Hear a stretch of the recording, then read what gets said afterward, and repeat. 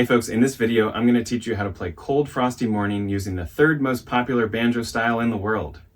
If you like this lesson, come on over to my Patreon and become one of my students over there. You can do a free 7-day trial, and if you like it, you can stick around. It's $15 a month to get access to so many teaching videos with tablature and lots of other resources as well. All right, let me play you Cold Frosty Morning and then I'll teach it to you.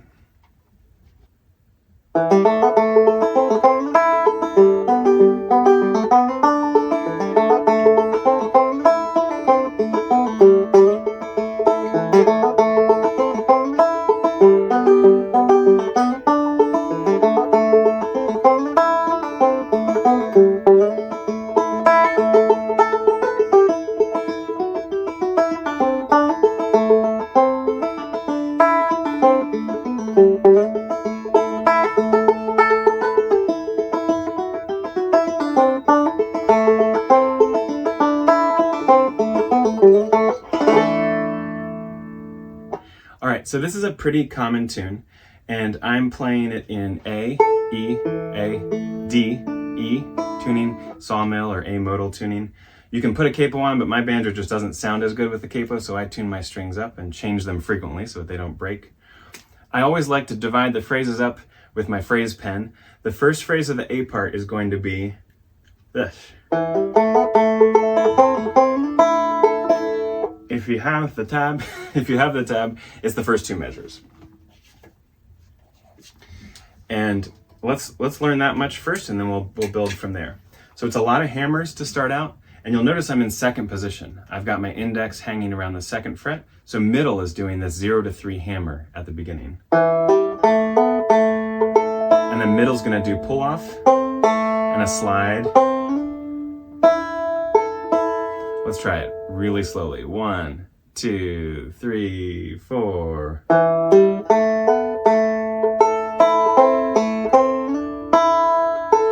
about one more time for now? Although, of course, you can stop this, rewind, do it again. I like a Chrome extension that allows me to loop YouTube videos. I use it all the time. It's free. All right, first phrase of the A part. 1, 2, ready, go.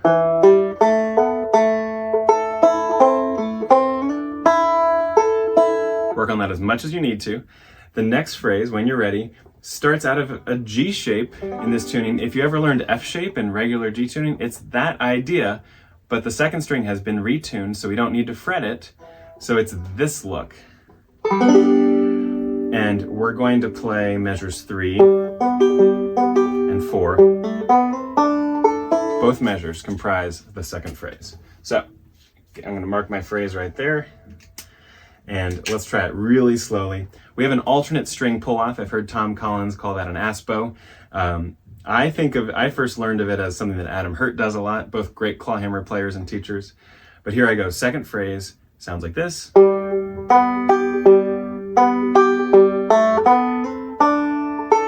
little slower than that. 1, 2, 3, 4.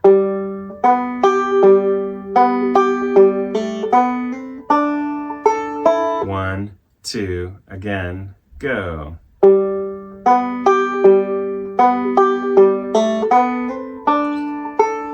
And I find one of the hardest things about those alternate string pulls off is to make the pull off not too intense, not too snappy.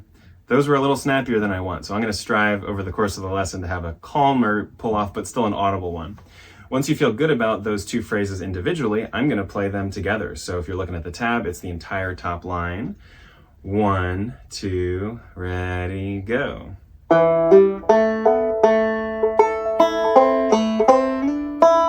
G shape.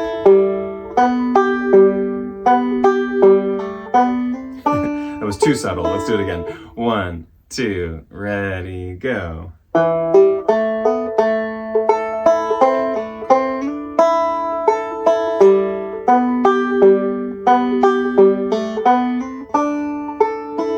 When you're ready, you can go on to the third phrase with me. The third phrase starts in measure 5, and it's all of 5 and most of 6.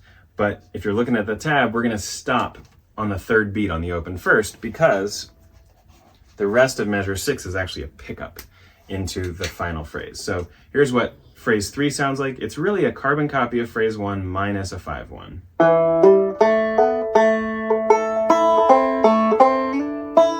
stop on that quarter note on the open first.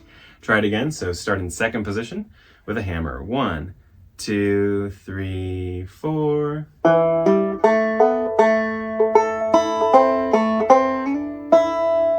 Once that feels good, you can go on to the fourth phrase, which is just everything else in my A part. It sounds like this, starting with a pull off. I'll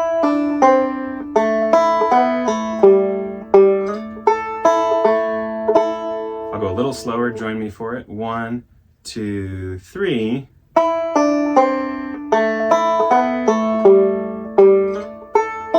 One more of those. 1, 2, go.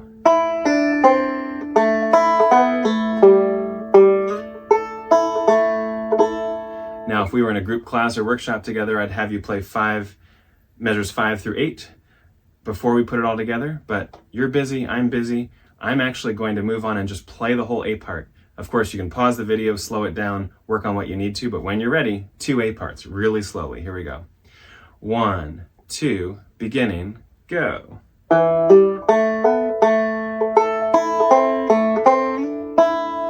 Phrase 2.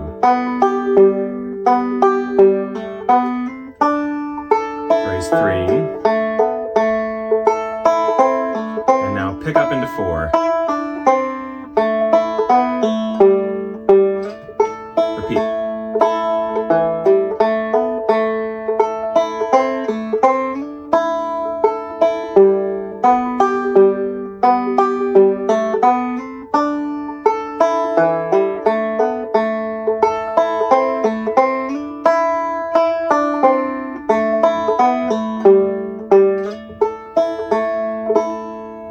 I know I'm really struggling to get my ornaments, the pull off, the slide, the hammer, dialed in just so that they're audible but not too abrupt and too sharp. And there's some of them that I'm not liking as much, so I've only been working on this for a couple days myself.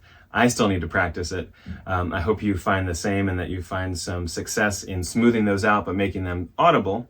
I'm going to move on to the B part. This is really fun. I've delayed arranging and then teaching this tune for a long time because I couldn't quite find out how I wanted to match the fiddle melody, but I feel like I'm getting to where I want to. So the B part first phrase starts measure 9 if you have the tab, and we're up in 4th position.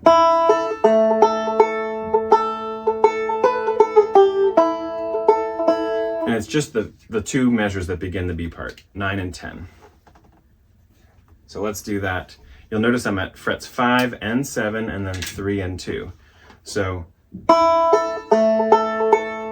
I'm doing all those 5th frets with my traffic finger, and then pinky is going to catch the 1/7 fret that I hear as a fiddle player. That's a crucial note to climb up to that. So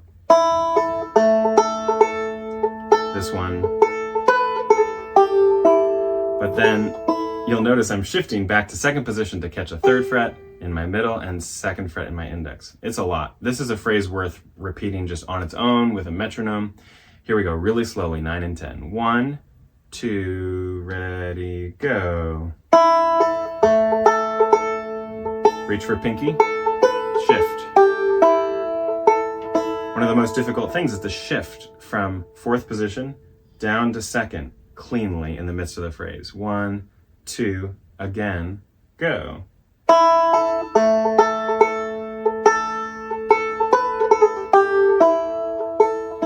Do that a million times and then move on. Phrase 2 of the B is going to be measures 11 and 12. I'll make a little note to myself. So we'll do that next. 11 and 12. My page is slipping around. We're gonna be in 2nd position still. We landed in 2nd position at the end of phrase 1. We're gonna start there in phrase 2. So lots of motion on the 2nd string, index on 2nd fret, ring on 4th fret, pinky on 5th fret. Here we go. 1, 2, 3, 4.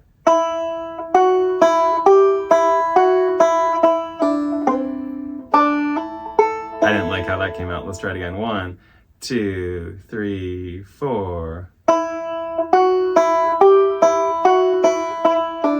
There it is. One more time. 1, 2, 3, 4.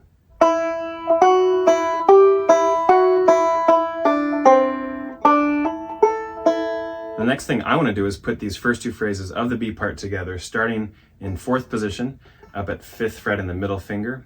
1, 2, ready, play.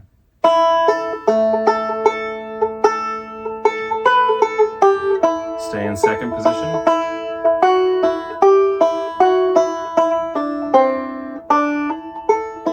That's a good super phrase to put together. And then the iconic climb that starts in measure 13. I would say that the 3rd phrase of the B part ends on the open 1st, 3 beats into measure 14, which means that the end of the B part, phrase 4 of the B part, starts with a pickup and is the exact same as the 4th phrase of the A part, which is really convenient. So phrase 3 is just this.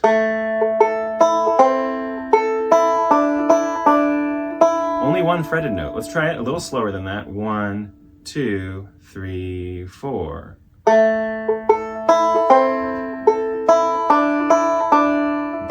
it again. 1, 2, 3, 4.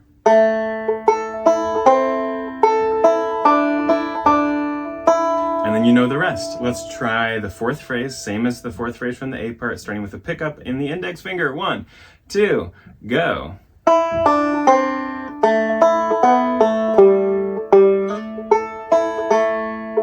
So let's try 13 across. It sounds like a crossword instruction. Phrases 3 and 4 of the B part. Here we go. 1, 2, 3, go. Pick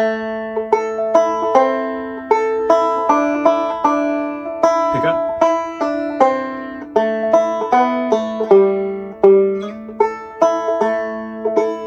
Of course, pause the video, work on those B part phrases however you need to. Next up, I'm going to play 2 B parts before we play the whole song. All right, 2 B parts in a row, starting in 4th position, so middle finger on that 5th fret. Good luck, have fun.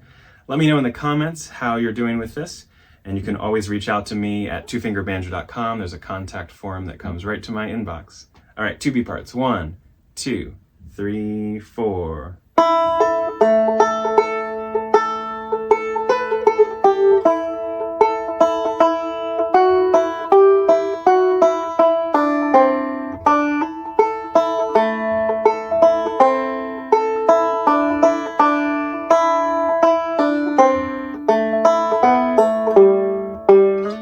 And again, and you're in position now.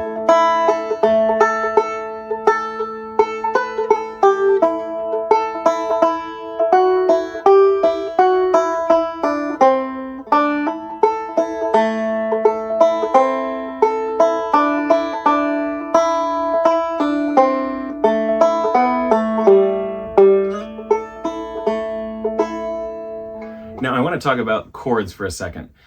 In my tablature book, Thumb Lead 2-Finger Banjo, I put in the chords for every jam tune that's in the book. If it's a solo banjo piece that I transcribed from some iconic, famous banjoist, I didn't, superimpose my own view about the chords. But all the Soldier's Joys and Old Joe Clarks, I put in some chords.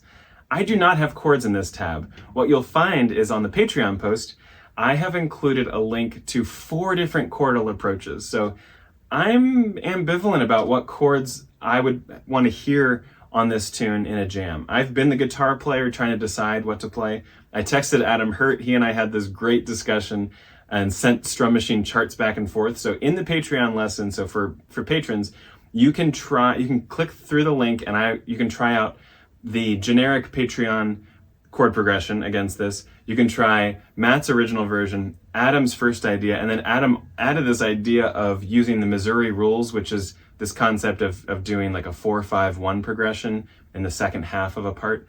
I think they're all fun.